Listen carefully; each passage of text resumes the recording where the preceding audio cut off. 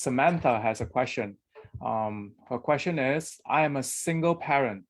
How can I start my retirement at this at the same time caring for my young ones? Okay. Well, again, each situation is unique, so I can't give you specific advice, Samantha, but it all starts with that personal economic model. So it needs to be discussed with you on a one-on-one basis. But as we showed, that 1% rule, just cutting expenses, savings, and then saving an extra 1% out of your expenses, you're adding 9% to yourself. You're investing in yourself. So that's a real start. The other one is we have an illustration: pay me now, pay me later. James, can you pull that up, or is it buried? I'm kind of putting James on a test here. Speed test. Yeah, speed test. There we go. Yeah. So let's start at 25, retirement age 65, and investment return 5%.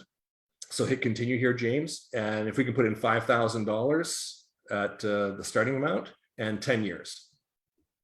And enter.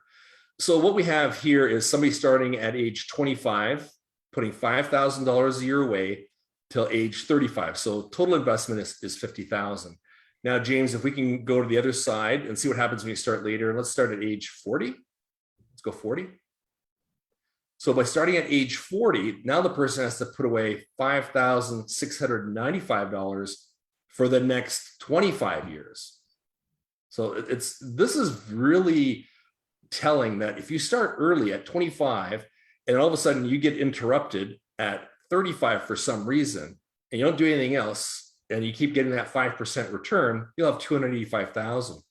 But if you start at age 40, you almost have to put away in total almost 3 times as much to get that same balance. So Samantha, I don't know your personal situation, but these are things that we run through, and this is kind of just basics where pay yourself soon, early, and start. And if you get interrupted, that's okay, because at least you've got money to compound.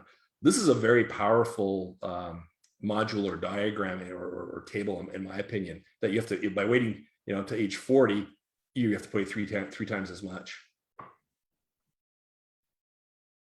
Okay. Yeah, that's crazy. You definitely should be paying yourself now than later. Yeah, absolutely. So I have a question for you. What advice can you give to women to help them build confidence? Okay, confidence. Let's address a couple of stereotypes. First of all, they say women are afraid of math, right? And they're not. My daughters are pretty good at it, right? It's just, yeah, they are. Yeah. And it's a matter of, you have to nurture that early on, in my opinion. I mean, I'm the type of guy that's like, I guess I kind of worry for them. So it's like, you know what? You have to cut your own path. You have to take care of yourself.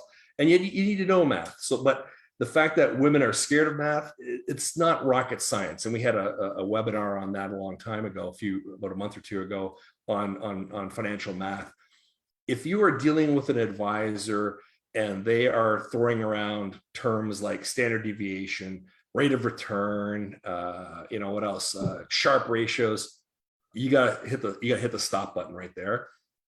That is not a conversation you should be having with retail or general public. That's a conversation for James and I and you behind the scenes. We'll talk about that. Even then, we don't even talk about it that much. So first of all, let's address the stereotype. Women are afraid of math.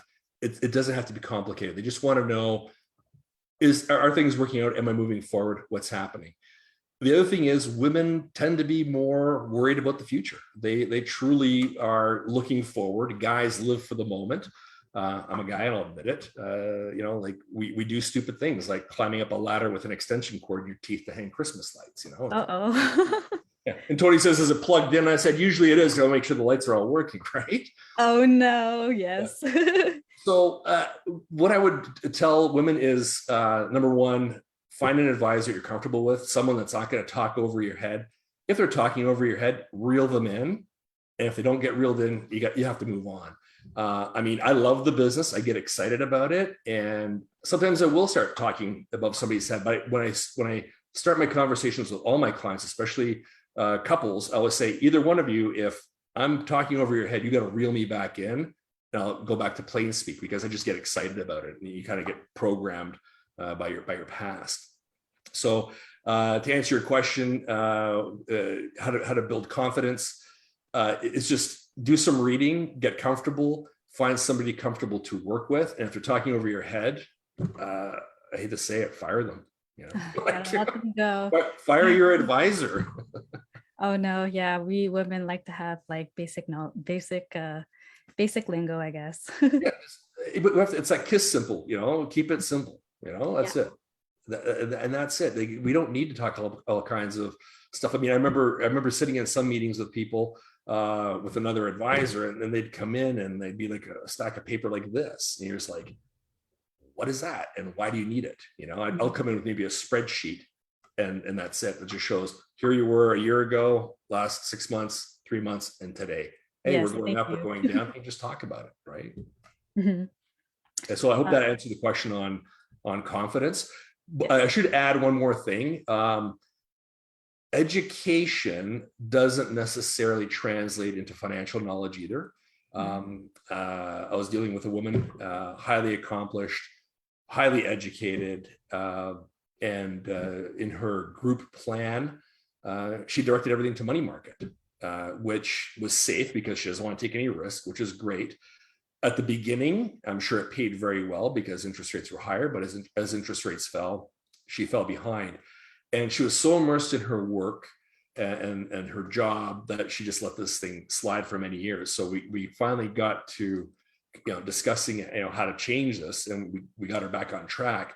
But, degrees don't necessarily translate into financial knowledge either. I mean, you'd be surprised. It's just, if you can do a budget for groceries, you should be able to talk to your advisor about, your investments.